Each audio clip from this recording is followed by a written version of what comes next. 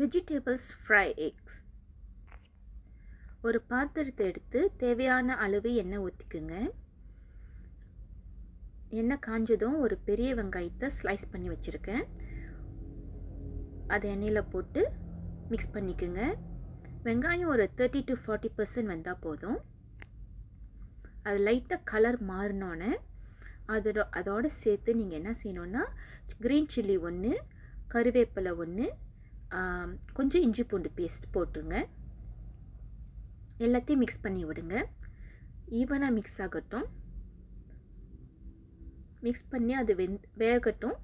அது வெந்துட்டோன்னே இதை கூட சேர்ந்து நம்ம பைத்தங்காவையும் கேரட்டையும் சேம் சைஸில் வெட்டி வச்சுருக்கோம். அதை எண்ணெயில் போட்டு நல்லா மிக்ஸ் பண்ணுங்கள். சேம் சைஸில் இருந்தால் தான் அது ஈவனாக வேகும்.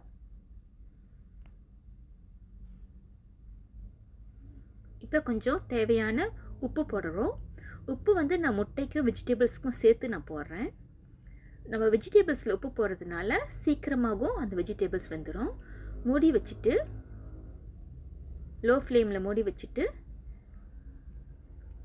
பாருங்கள், இந்த வெஜிடபிள்ஸ் நல்லா வெந்துருச்சு. அப்புறம் 2 முட்டையை எடுத்து அடித்து வச்சுருக்கேன். அது மேலே ஊற்றுங்க. வெஜிடபிள்ஸ் மேலே ஊற்றிட்டு தேவையான அளவு நம்ம பிளாக் பெப்பர் போட போகிறோம். பிளாக் பெப்பர் முட்டையின் மேலே எல்லா இடத்துலையும் போடுங்க.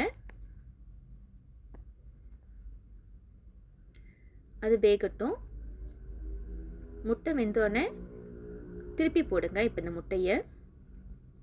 முட்டை உடஞ்சா பரவாயில்ல, ஏன்னா நம்ம இதை உடஞ்ச முட்டையாக தான் நம்ம செய்ய போகிறோம். ஷேப்பில் 2 பக்கம் வெந்துட்டோன்னே அதை நீங்கள் இப்போ உடச்சி விட போகிறீங்க.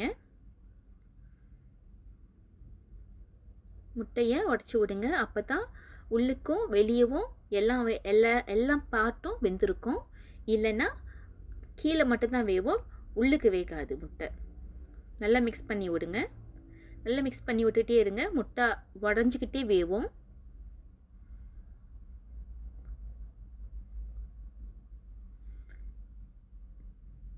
இப்போ பாருங்கள், முட்டை நல்லா வெந்துருச்சு. இதை நம்ம ஒரு பவுலுக்கு ட்ரான்ஸ்ஃபர் பண்ண போகிறோம்.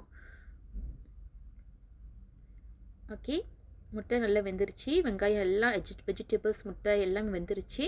இந்த மாதிரி செஞ்சு சாப்பிட்டு பாருங்கள். ரொம்ப ரொம்ப ருசியாக இருக்கும். ஃபிஷ் கறிக்கு, எல்லா விதமான கறிக்கும் ரொம்ப ருசியாக இருக்கும். என்ஜாய்.